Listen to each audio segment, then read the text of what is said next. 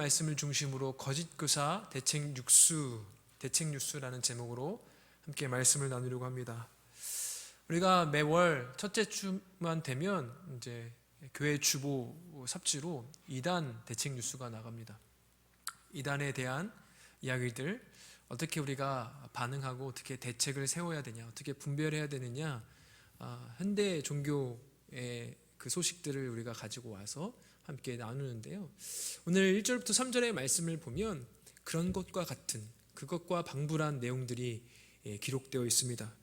지금까지 사도 베드로는 거짓 교사들에 대한 정말 끝없는 그들의 패역하고 부패한 그 모든 활동들을 다 잘못된 것이다, 그 뿌리가 성경을 바르게 이해하지 못하고 잘못 해석해서 나오는, 그래서 이 땅에서 썩어지고 더럽고 쇠화해지는 그것들에 더 성도들이 추구하도록 만들려는 그 거짓 교사들에 대해서 굉장히 조목조목 이야기를 했어요. 그들을 고발을 하였죠. 2장부터 이제 본격적으로, 그렇다면 사도 베드로가 이 거짓 교사들이 어떤 잘못들을 했는지, 성도들 안에서 성도들로 하여금 부패하게 하고 썩어지게 하는 그 내용들이 무엇인지 살피고 있습니다. 특별히 거짓 교사들의 특징은 대체로 세 가지예요. 첫 번째는 교만이죠, 교만. 두 번째는 방탕입니다. 또 세 번째는 탐욕이에요, 탐욕. 그러니까 그들은 기본적으로 교만과 방탕과 이 탐욕이 그들 가운데 뿌리 박혀 있어서, 그러니까 나오는 자체가 교만의 말과 교만의 내용들이 나올 수밖에 없는 것이고, 또 방탕과 탐욕을 불러일으키는 데에 아주 탁월한 능력을 갖고 있는 이들이 바로 이 거짓 교사였다라는 거예요. 그리고 이 세 가지 특징들에 의해서 거짓 교사들의 결국은, 오늘 본문 사도 베드로가 뭐라고 이야기합니까? 그들의 결국은 멸망이다라고 사도 베드로가 이야기하고 있어요. 그러니까 과거로부터 이미 실행되어 왔던 그 멸망, 지금도 예비되어 있고 장차 집행될 확실한 심판과 멸망을 사도 베드로는 이야기를 하고 있습니다.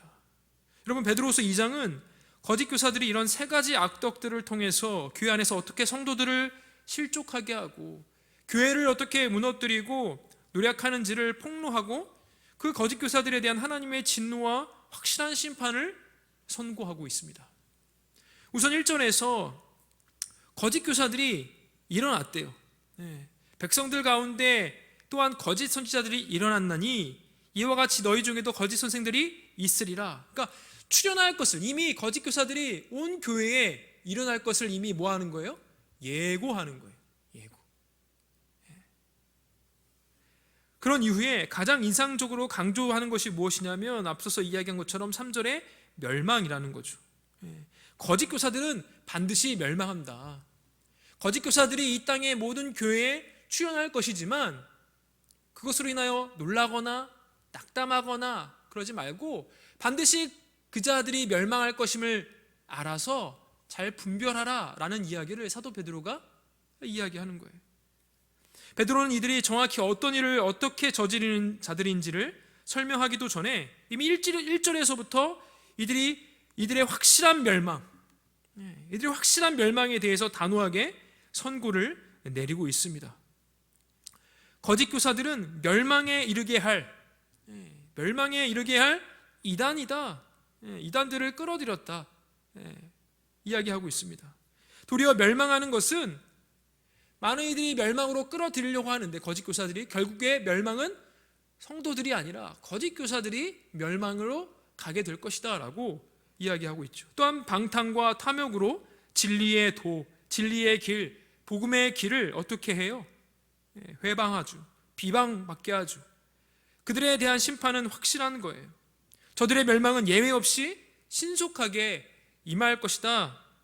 그러므로 1절부터 3절의 이 목적은, 수신자 교회가, 이 편지를 받는 성도가, 교회가 결단코 그들을 따라가서는 안 되고, 또한 그들의 특징들을 바르게 알아서 분별하며, 또 그들이 교회 안에 들어왔다고 해서 놀라거나 두려워할 필요가 전혀 없이 그들의 멸망이 확신하기 때문에 분별해라, 따라가지 말아라, 이것을 강조하고 있어요.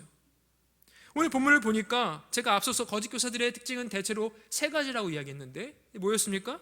교만과 방탕과 탐욕, 이 세 가지인데 오늘 사도 베드로는 6가지로 그 특징들을 이야기를 하고 있어요.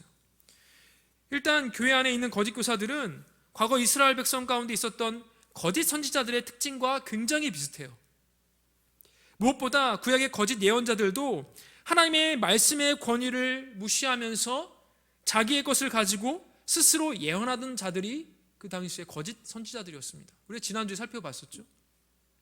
또한 그들은 고의적으로 백성들로 하여금 장래에 올 종말의 심판에 대해서 눈 감게 해요. 심판이 없을 거다.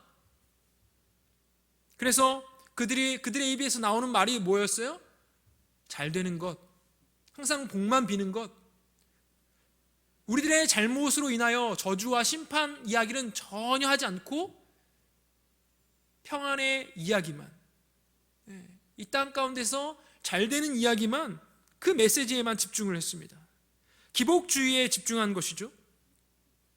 백성들의 심각한 죄악과 그로 인한 하나님의 진노와 심판에도 불구하고 그들은 병이 골마 터지도록 평안과 안전만을 주구장창 외쳤습니다. 세상적 쾌락주의자들과 굉장히 비슷하지 않습니까? 이 땅에서 잘 먹고 잘 사는 것만, 잘 살면 그만이다, 이런 식으로 그것들만 이야기를 하는 거예요. 그리고 거짓 예언자들은 예외 없이 하나님의 무서운 심판과 형벌을 받은 자들이라는 특징이 있죠. 이처럼 베드로가 언급하는 교회 안에 들어온 이 거짓 교사들 역시 하나님의 말씀을 무시하고 조롱하는 그 교만한 태도뿐만 아니라 종말의 심판과 형벌이 있을 거다? 아니요, 없을 거다. 그러니 어떻게 살아라? 이 땅에서 잘 먹고 잘 사는 게 좋은 거야. 가장 좋은 거야. 방종과 방탕으로 이끄는데 아주 핵심적인 역할을 하는 게 바로 이 거짓 교사들이라는 거예요. 그래서 베드로 사도는 2장과 3장에서 이들의 특징을 구체적으로 열거하는데 1절과 여러 절에서 반복해서 언급된 그들에 대한 확실한 심판, 1절에 보면 멸망, 3절에 봐도 멸망 이야기를 하고 있어요. 오늘 본문이 묘사하는 그들의 특징은 6가지로 우리가 볼 수가 있습니다. 첫 번째, 그들은 결국 교회의 바른 신앙에서 분리해 나가는 이단적 가르침을 퍼뜨리는 자들이라는 거예요. 두 번째는 그들은 입으로는 예수 그리스도를 믿는다라고 고백하지만 실제로는 그들의 심령과 삶에서 그리스도의 주되심을, 그리스도의 주권을 부인하는 자들이에요. 또 세 번째 특징은 그리스도의 주인 되심을 거부하기 때문에 결국에 어떻게 해요? 누가 주인 되는 거예요? 자기가 주인 되어서 제멋대로 행하고 제멋대로 생각하며 제멋대로 하는 거예요. 네 번째 특징은 그들의 방탕과 탐욕으로 인해서 전도의 복음의 도, 진리의 도, 복음의 길, 진리의 길이 다 막히는 거예요. 비방받는, 막히는 거죠. 그들로 인하여. 또 다섯 번째 특징은 성도들을 대상으로 탐욕으로 지어낸 거짓 가르침을 통해서 돈벌이를 하는 거예요. 성도들을 이익의 어떤 하나의 도구로 삼는 거죠. 여섯 번째는 남들을 멸망시키려 하지만 결국에 누가 확실하게 멸망을 받냐면 거짓 교사들이 멸망을 받을 거예요. 베드로는 이 거짓 교사들의 특징을 설명하면서 경고하는 거예요. 거짓 교사들의 특징이 이러이러하니 이들을 따르지 말아라. 바르게 분별하여 이들을 따르지 말고, 혹여나 따르던 부분이 하나라도 있다면 자기 삶에서 돌이켜 보아서 내가 혹시 그러한가? 그렇다면 돌이켜서 바른 길을 가도록, 거짓 교사의 뜻대로 가는 것이 아니라 하나님이 원하시는 방향대로 가도록 경고하고 권면하는 게 바로 사도 베드로의 1절부터 3절까지 거짓 교사 대책 뉴스를 지금 선언하고 있는 거죠. 그러면 지금 6가지를 제가 이야기했는데 이 6가지 특징들을 하나하나 한번 살펴보겠습니다. 첫 번째는 무엇이었습니까? 이단. 1절에 멸망하게 할 이단이라는 표현에서 드러난 이 거짓 교사들의 특징이 바로 이단이에요. 이단. 여러분, 이단이라는 말은 자의적으로 선택한다 스스로 선택한다, 취사 선택한다라는 의미가, 원어적 의미가 담겨 있습니다. 앞서서 거짓 교사들의 성경관이 어떠했습니까?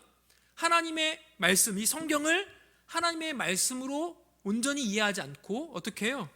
이해되지 않는 부분, 내 생각에는 이게 이해되지 않아. 그래서 어떻게 한다고 했습니까? 비비꼬아요. 왜곡해서 성경을 이해를 하는 거죠. 물론 성경에는 하나님의 말씀도 있습니다. 하지만 아닌 것도 있다. 이렇게 성경관을 가지면서 성경을 보는 거죠. 그러니까 하나님의 말씀으로 믿지 못하고 해석을 제멋대로 비비꼬고 왜곡하였죠. 자의적으로 스스로 취사 선택을 하는 거예요. 결국 그들의 뿌리가 잘못되어 있기에, 기본부터가 잘못되어 있기에 교회가 그들로 인해서 온전히 세워지지 못하고 흔들리는 거죠.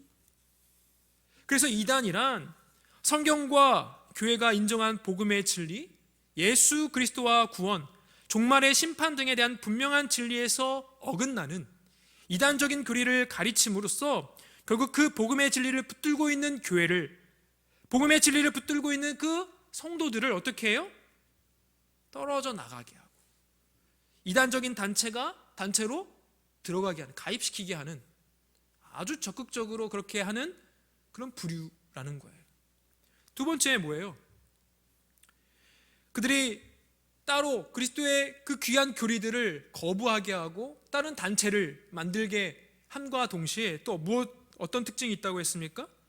그들은 형식적인 신앙 고백이 있지만 어떻게 해요? 마음으로는 자신들을 값주고 사신 그리스도의 주인 되심을, 주 되심을 결코 인정하지 않는 자들이에요. 우리 주님의 주권을 인정하지 않는 거죠. 누가 주인이라는 거예요? 결국에는 자기가 주인이라는 거죠. 누구의 말도 듣지 않고 자신들의 정욕이 원하는 대로 아주 교만하게 그들이 이야기하는 것이 결국 성경이 되는, 그들이 이야기하는 것이 어떤 종교적 권위가 되는 그런 일들인 거죠. 1절에서 주를 부인하고, 이 이야기는 무슨 말이에요? 여기서 주라는 것은 당시에 노예에게 주인이 있듯이 그를 소유하고 주관하는 그 주인을 가리키는 거예요. 주인. 거짓 교사들이 예수 그리스도를 그들의 구세주로 고백하고도 실제적으로는 그들의 생각과 삶의 주인 된 것을 적극적으로 부인한 것은, 그들이 믿는 것이 사도들이 가르친 것과는 근본적으로 어떻다는 거예요? 같다? 아니요, 다르다라는 거예요. 사도 바울도 당시 노예에 관련된 이미지를 사용해서 죄에게 종노릇하는 데에서 해방된 자는 그저 제멋대로 사는 것이 아니라 이제는 누구의 종이 되는 거예요? 그리스도의 종, 의의 종. 그러니까 죄의 종에서 예수 믿는 자들은 하나님의 종으로, 의의 종으로 이제 완전히 바뀐 삶을 살아가게 되는 거죠. 그렇게 가르쳤습니다. 죄에게 종노릇하던 처지에서 해방되어서 전혀 공백 상태로 자신이 주인된 자리에 가는 것이 아니라 또 다른 주인이 생기는 거예요. 여러분, 죄에게 종노릇해서 내가 자유가 되었다 해서 나에게 이제 더 이상 주인이 없는 게 아니라 주인이 또 다른 주인이 생긴 거죠. 다른 주인. 의가 주인이고 하나님이 우리의 주인 되신 것이죠. 그래서 우리가 하나님이 다스리시는, 그래서 그리스도의 종으로서 살아내는 자들이 바로 누구예요? 우리 성도 아닙니까? 하나님 나라 백성, 언약 백성이 바로 우리 삶의 주인은 아무것도 없다, 나다가 아니라 하나님으로 고백되어지는 자들이 바로 하나님의 백성이라는 거예요. 본문에서 사용하는 이미지도 같아요. 당시 헬라 사회에서 노예들이 자유인으로 해방되는 길에는 이교 사원의 신에게 일정한 기금을 바친다고 해요. 그리고 그 대가로 신의 이름으로 주어지는 해방을 얻게 되는 것이죠. 그래서 자유인이 되는 거예요.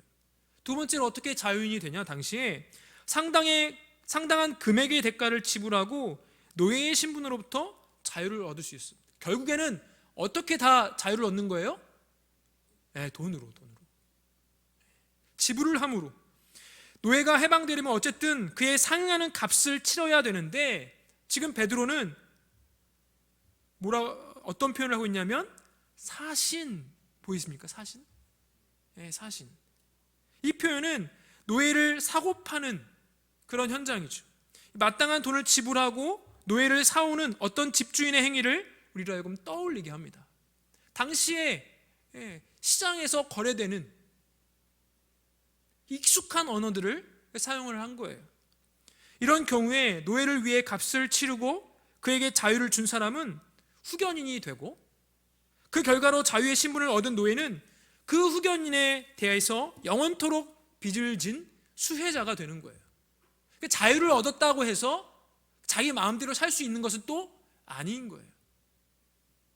이런 관계 속에서 수혜자가 후견인의 은혜를 잊고 후견인에게 마땅히 보여야 할 충성을 잊거나 그를 영예롭게 하지 않고 혹시 그에게 모욕이 되는 일을 한다면 그것은 당시에 가장 수치스러운 일이 되었습니다.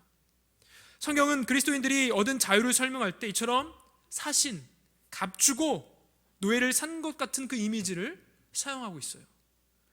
죄의 종로로 타는 자리에서 이제 예수 그리스도의 피의 대가를 치르고 자유를 얻었다라는 것은 이제는 자기가 자신의 주인이 되는 자리에 왔다라는 것이 아니라 도리어 죄의 종에서 하나님의 종으로, 의의 종으로, 하나님과 그리스도께 속하여 그분에게 순복하며 그분의 통치 가운데 살아가는 자로 묶여있다라는 그런 의미를 가지고 있습니다.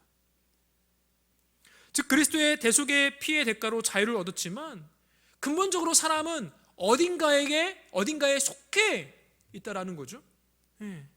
소속 상태는 바뀐 것이 없습니다. 죄에서 의로. 그러니까 주인만 바뀐 거예요. 주인만. 내가 주인이 아니죠.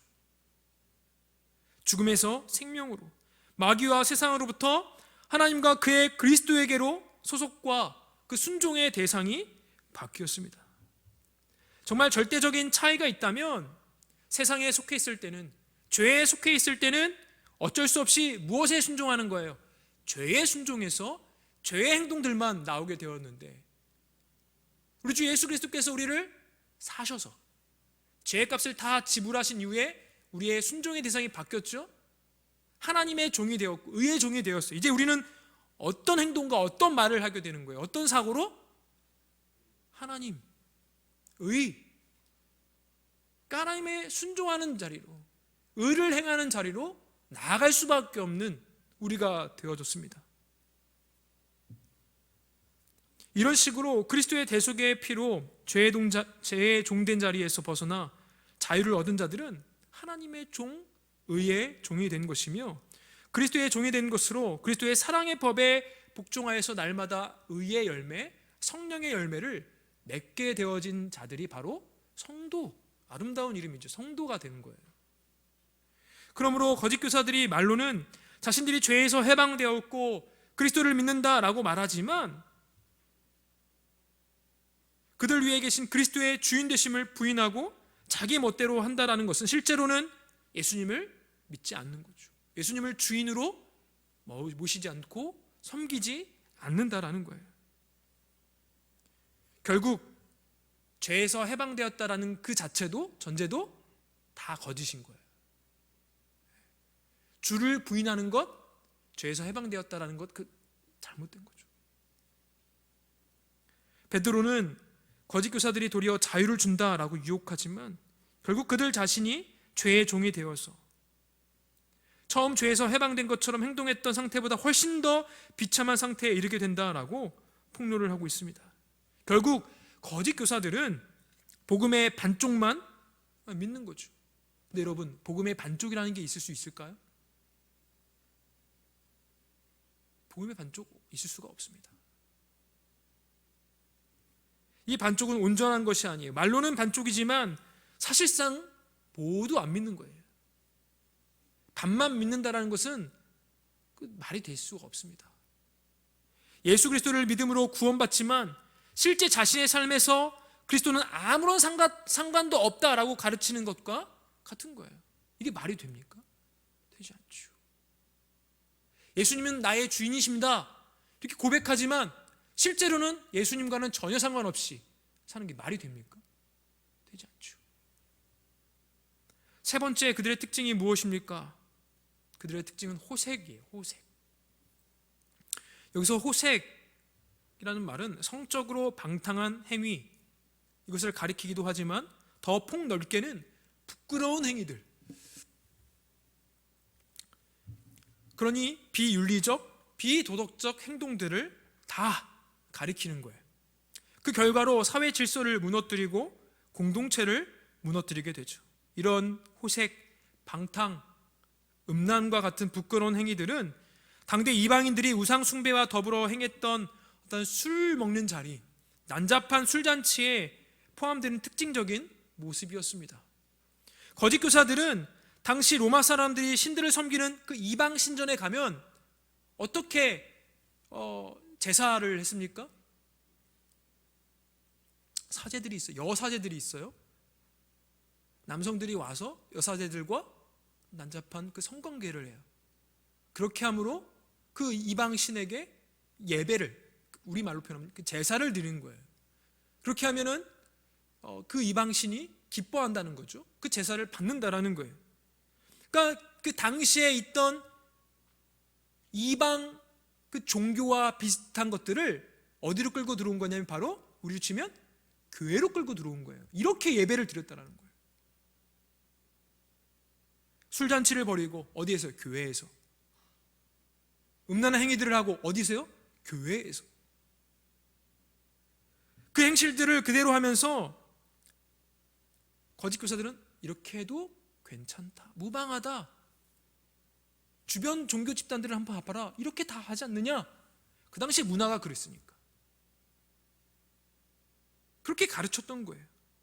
이렇게 해야 우리 하나님도 기뻐 받으신다, 이렇게 해야 하나님께서 우리의 예배를 받으신다, 이렇게 가르쳤던 거예요. 거짓 교사들이 이렇듯 세상에서 행해지는 방탕한 행실을 교회 안으로 끌어들이고 또한 그것을 멈추지 못했던 이유가 무엇입니까? 그들이 이미 그들을 심판하시며 다스리시는 그 주권자이신 그리스도 하나님을 실제적으로 부인했기 때문에. 하나님을 예배한다, 교회에 와서 하나님을 예배한다라고는 말은 하지만 실제적으로 하나님을 섬기지 않았기 때문에 그렇게 가능한 거예요. 자신들 안에서 무분별한 그 방탕을 멈추게 할 어떤 절제의 이유가, 근거가 없잖아요. 무엇이 그들의 방탕을 멈출 수 있겠습니까? 이 거짓 교사들은 자신들의 죄를 대속하기 위해 피 흘려 죽으신 예수 그리스도를 믿는다라고는 하지만 주로 섬기지 않았기 때문에 그냥 세상이 하는 대로, 관행대로 교회에서 술잔치 벌이고 음란한 행위들을 벌릴 수가 있었던 거예요. 그들의 주인은 그리스도가 아니라 죄를 향한 그들의 탐욕인 거죠. 죄를 향한 그들의 정욕일 뿐입니다. 그래서 이들이야말로 신성한 성품에 참여하지도 않고 그 안에서 성장하지도 않는 자들인 거죠. 오히려 더욱더 세상의 더러움에 적극적으로 참여하는 자들이고, 썩어짐에 적극적으로 참여하는 자들이고, 쇠함에 적극적으로 참여하는 자들이에요. 이 거짓 교사들의 이런 무절제한 방탕한 삶의 모습은 보통 성도들이 예수 믿으면서도 연약하고 부족해서 실수하고 실패하는, 그럴 때마다 통회하고 회개해서 하나님의 뜻에 순종하려 애쓰는 그 모습과는 전혀 다른 거예요. 우리가 신앙생활 하면서도 온전하게 하나님을 기쁘시게 해드리고 세상 것들을 아예 거부하는 그 삶을 우리가 살아가나요? 그렇지는 않아요. 그렇죠? 우리의 잘못을 알아요. 주님께서 우리에게 은혜를 주셔서 교회 안에서도 서로 치고받을 때 우리를 하여금 통회하는 마음을 주세요. 그때 하나님께 회개하는 마음, 회개하고 주 앞에 온전히 세워지고 싶은 그 귀한 마음이 생깁니다. 그건 차원이 다른 거예요. 그 거짓 교사들과는 차원이 다른 거죠. 물론 우리에게도 있을 수 있어요. 근데 우리는 하나님께서 은혜 주시면 회개하는 자리로 나아가잖아요. 근데 이 거짓 교사들은 결코 회개하지 않습니다. 왜요? 처음부터 잘못되었어요. 처음부터 예수님을 주로 믿지 않았기 때문에. 그들은 아예 자신들의 삶에 그리스도께서 전적인 주권을 갖고 계심을 인정하지 않는 거죠. 신앙 양심의 가책도 없어요. 우리는 그래도 신앙 양심의 가책을 느끼잖아요. 이렇게 하면 안 되는데. 그들은 양심의 화인 맞아서 그렇게 할 수가 없는 거예요. 하지만 보통 신자들도 구원의 확신을 가졌다, 예수 믿는다, 교회 와서 예배 드리고 헌금 생활도 하고 기도도 해요. 그렇게 말하면서 점점 죄에 둔감해지고 더 나아가서 죄를 정당화하며 합리화하여서 절제할 수 없는 방탕에 빠진다면 앞서 이야기한 거짓 교사들과 사실 다르지 않습니다. 실제적으로 거짓 교사들의 본질에서 구분되지가 않는 거예요. 그러므로 거짓 교사들의 방탕한 행실을 보고 경고를 받아서 우리는 돌이켜서 우리 자신을 한번 살펴보시기 바랍니다. 과연 내 안에 우리 주님을 주 되심을 고백을 하고 있는가? 그렇게 순종하며 따르고 있는가? 아니면 내 행실에 이 방탕과 방종이 끊임없이 일어나는가? 내가 죄를 지으면서도 죄의 가책을 느끼지 못하는 그 자리에 있는가? 사실 이 생각을 하는 것 자체만으로도 거짓 교사를 안 따르는 거죠. 네 번째, 진리의 길이, 복음의 길이 비방을 받아요. 세속적인 방탕한 행실을 교회 안으로 끌어들이고 또 3절에서 폭로하는 대로 성도를 단지 돈벌이의 수단으로 여기는 거짓 교사들의 사악한 이 탐욕, 탐심은 결국 교회에 치명적인 수치를 가져옵니다. 거짓 교사들뿐만 아니라 그들을 따르다가 함께 실족하는 많은 성도들로 인해서 하나님의 이름이 어떻게 돼요? 세상 사람들에 의해서 모욕을 받게 돼요. 결국에는 진리의 길, 복음 전도의 길이 비방을 받고 막히게 되는 거죠.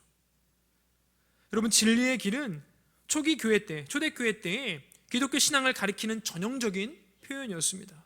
진리이시며 참빛이신 예수 그리스도를 믿고 받아들이며 그분을 따라가는 제자도 이것을 뜻하기도 하죠.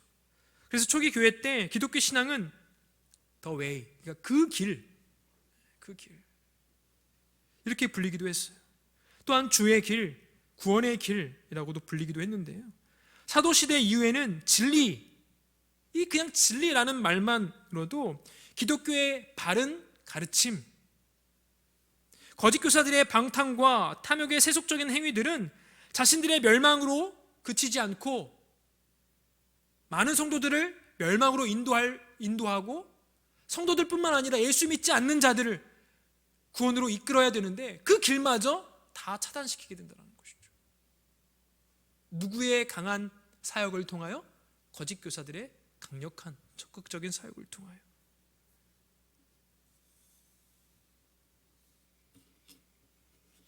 다섯 번째, 무엇입니까? 그리스도의 주권을 부인하는 교만과 자기의 정욕대로 행하는 방탕한 행실과 함께 거짓 교사들의 특징은 바로 탐욕이에요. 탐욕. 순서상으로는 2절에 호색하는 것 다음에 오긴 하지만 호색은 어디로부터 오냐면 사실 탐욕으로부터 오는 거예요. 이 탐심으로부터 오는 거예요. 바로 이 교만과 호색의 뿌리가 이 탐욕인 거죠. 그들은 탐심을 채우기 위해서 거짓으로 말을 지어내서 그것을 가르칩니다. 그들의 말, 그들의 가르침, 그들의 설교, 그들의 어떤 신학, 이런 것은 성경 구절들을 막 사용해요. 성경을 정말 많이 아는 것처럼 막 사용을 해요. 그런데 그게 맞는 것 같고 설득력 있는 것 같고 호소력 있는 것 같지만 실제로는 성도들로부터 뭐 하기 위해서? 돈을 뜯어내기 위한 사기꾼에 불과하고 종교 사기꾼이죠. 이것이 베드로가 폭로하는 거짓 교사들의 실체입니다. 그들은 지어낸 말을 가지고 성도들을 속여요. 지어낸이라는 이 표현은 꾸며낸 것 또는 원래 거기에 없는데 새롭게 지어낸 것, 그것을 의미합니다. 말로는 성경의 용어들과 정통 신학과 신앙의 용어들을 그럴싸하게 사용을 하지만 결국에는 인간의 탐욕을 부추기고 그것을 채워주는 세속적인 어떤 무속신앙과 다를 것이 없는 거죠. 기복신앙을 가르치고 하나님께 많은 헌금을 드려야 복을 받습니다. 왕년에 이런 이야기들이 많이 있었어요. 우리 어른들 시절에. 그래서 신앙 좋다는 많은 우리 믿음의 선진들은 그렇게 헌금을 많이 해요. 이 거짓 교사들에 의해서. 그럼 그 거짓 교사들은 그것을 가지고 자기 배를 부르기곤 했습니다. 성경에 전혀 없는 용어, 성경에 전혀 없는 그 개념들을 만들어서 그것으로 자신의 거짓 가르침을 포장해요. 너무나 위험한 발상인데도 그렇게 하죠. 성도들이 또 그것을 듣고 따르기도 했습니다. 그것이 성경 말씀의 부분을 따온 것이기도 하고 또한 인간의 간지러운 부분들을, 연약한 부분들을 긁어주기 때문에 속는 거죠. 그 근본적인 동기를 사도 베드로는 뭐라고 이야기하냐면 탐심이다. 원어의 의미는 뭐냐면 이 탐심은 더 크게, 더 많이, 더 좋게,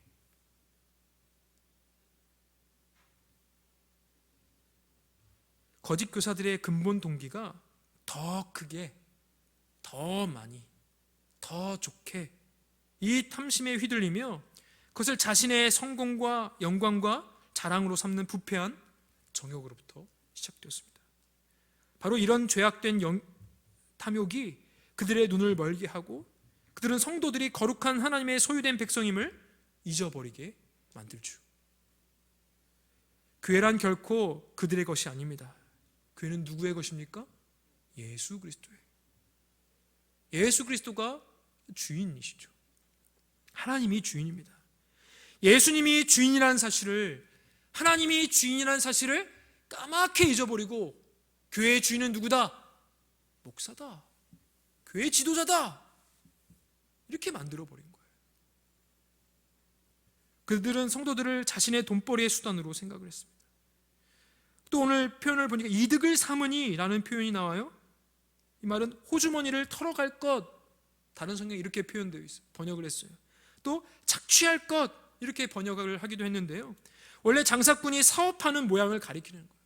그러니까 교회 종교 지도자들이 뭐 하는 거예요? 사역이 아니라 사업. 오늘날 예수 믿지 않는 사람들이 목사를 향하여 성도들이 헌금을 하면 그것이 다 누구에게로 간다라고 생각하냐면 목사들에게 간다라고 생각을 해요. 어제 제가 뉴스를 보니까 전두환 씨의 둘째 아들인가요? 신학을 한대요. 목사가 되는 길을 간대요. 물론 하나님의 은혜를 받으면 그렇게 갈 수 있죠. 근데 그 댓글들을 보니까 또 돈을 벌려고 하는구나. 기독교가 그렇지 뭐. 이러면서 이런 댓글들이 막 눈에 보이더라고요. 그러니까 세상 사람들의 눈에는 그렇게 보여요. 그러니까 거짓 교사들에 선동되어서 그 거짓 교사들을 따르는 이들도 마찬가지로 그렇게 되어지는 거예요. 거짓 교사들은 예수 그리스도의 복음을 다 비틀어 버리고 다시 자신들의 용도를 위해서 이리저리 막 개조를 하는 거예요. 뜯어고치고 막 이리저리 막 만드는 거예요. 요리해서 성도들에게 던져요. 그럼 그게 맞구나. 신령한 줄 알고 영적인 권위가 있는 줄 알고 그 말에 따르는 거죠. 그 말에 어기게 되면 뭐 받기 때문에? 저주받기 때문에 그렇게 계속 가르쳐 왔던 거예요. 사업을 하듯이 목회를 하는 거죠. 이들은 마치 양무리를 먹이라고 보냈더니 양무리를 먹어버린 꼴이에요. 무섭지 않습니까? 우리 주님께서 제자들에게 양을 먹이라, 내 양을 먹이라, 내 양을 치라 하면서 목회 사명을 주셨는데 우리 이 거짓 교사들은 양무리를 먹이는, 양 먹이를 치는 자가 아니라 양무리를 어떻게 먹는 자가 되는 거예요. 오히려 늑대가 되어지는 거죠. 양을 먹는 일이. 양으로 생명을 얻게 하고 더 풍성히 얻게 하는 것이 아니라 양을 잡아먹어 자신의 배를 배불리게 하는 자들. 그들의 방법이 뭐예요? 말로는 죄사함이요 구원이요 천국이요 그런 것들을 이야기를 하지만 실제로는 성도들의 세속적인 탐욕들을 더 부추겨서 그것을 자신들이 채울 수 있는 것처럼 속이는 거짓된 가르침과 술수들을 퍼뜨리는 자들이었다라는 거예요. 마지막으로 6번째는 거짓 교사들의 가장 큰 어리석음은 그들이 어디를 향해 달려가고 있는지를 모르고 있다는 사실이에요. 그들의 결국이 뭐라고 이야기합니까? 확실한 멸망이다. 확실한 멸망이다. 그들의 가장 큰 무지는 자기들이 어디로 가고 있다는 것을 알지 못하는 거예요. 그들 앞에 놓인 것은 그들이 탈취하여 골수를 빼먹으려는 약물의 멸망이 아니라 오히려 자신들의 멸망. 그들은 그것을 보지 못했습니다. 혹시 처음에는 영적으로 어떤 감각이 있어서 어떤 종교 집단 안에서 어떤 영적인 권위를 발휘했을지는 모르겠지만 결국에는 더럽고 썩어지고 쇠하는 그 자리에 가서 궁극적인 결국은 멸망이라는 거죠. 더 이상 영원한 나라를 볼 수 없는, 바랄 수 없는 영적 소경 상태에 들어가는 것입니다. 사람이 길을 건너다가 갑자기 자기 앞으로 차가 딱 와요. 그럼 어떻게 해요? 여러분 앞에 갑자기 차가 쑥 하고 와요. 그러면 여러분 어떻습니까? 무덤덤하게 그냥 지나갑니까? 아니죠. 깜짝 놀라잖아요. 그렇죠? 무섭잖아요. 그죠?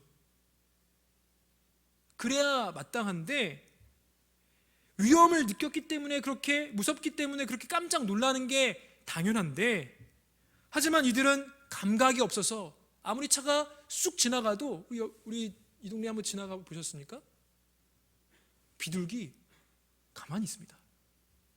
사람이 그냥 지나가도 가만히 있어요. 감각이 없는 거죠. 위험을 느끼지 못하는 거예요. 그런 비둘기와 감각 없는 비둘기와 같이 돼버린 게 바로 거짓 교사들의 선동에 의해서 따라가는 자들이라는 거죠. 자신 앞에 확실한 위험과 사망, 사고, 무서운 심판과 정해진 파멸이 다가오는데도 이들은 끊임없이 감각 없는 자처럼 그것을 무시하고 멈추지 않습니다. 이들의 결국 멸망일 뿐입니다. 옛적부터 지체하지 않았던 멸망, 예비된 그 멸망, 확실하게 임할 멸망이라는 거예요. 그래서 주 안에서 사랑하는 성도 여러분, 성도들은 교회 안에 거짓 교사들이 있다는 사실에 대해서 놀라거나 당황하거나 심하게 낙심할 필요 없습니다. 왜요? 우리 주님께서 또 베드로 사도도 이야기합니다. 교회 안에 그런 이들이 있을 수 있다. 물론 거짓 교사들이 주는 피해와 상처가 굉장히 크죠. 하지만 주께서 말씀하셨어요. 거짓 교사들이 교회 안에서 활동하는 것 자체를 두고 하나님의 계획이 좌절되거나 교회가 망할 것처럼 당황할 필요가 없다라는 거예요.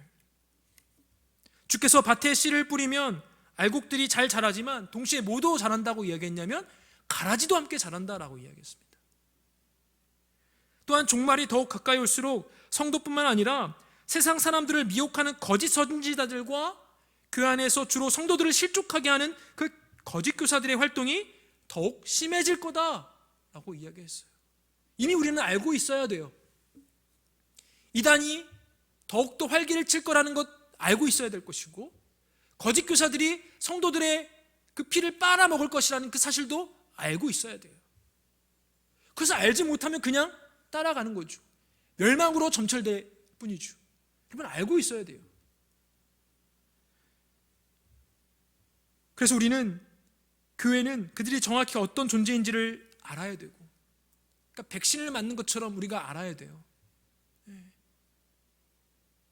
거짓 교사 대책 뉴스를 이단 대책 뉴스를 날마다 우리가 알아야 되는 것이죠. 어떤 특징들이 있는지 배우고 적극적으로 우리가 분별해내야 합니다. 무엇보다 그들을 향한 하나님의 심판을 확신함으로써 믿음과 하나님에 대한 사랑에서 흔들리지 않고 동시에 나 자신을 돌아보는 기회를 가지셔야 돼요. 하나님, 목사님, 저는 신학도 하지 않았고 우리가 그렇게 힘들게 그렇게까지 해야 됩니까? 네, 그러셔야 됩니다. 그런 일들이 분명히 있기 때문에 주님께서 말씀하셨어요. 교회 안에 가라지가 분명히 있을 거라고. 교회 안에 거짓 교사들이 횡행할 거라고. 무식한 성경에 영에 무식한 자들로 그냥 가만히 있는 게 아니라, 그래서 사도 베드로가 1장에서 처음에 뭐라고 얘기했습니까? 우리 하나님과 주 예수 그리스도를 알아감으로 신성한 성품에 참여해라, 자라가라. 영적인 무지에 계속 머물지 말고 자꾸 배워서 분별하라는 거예요. 그리하여 새 하늘과 새 땅을 바라보면서 신성한 성품에 참여하는 저 여러분 되시기를 간절히 소원합니다.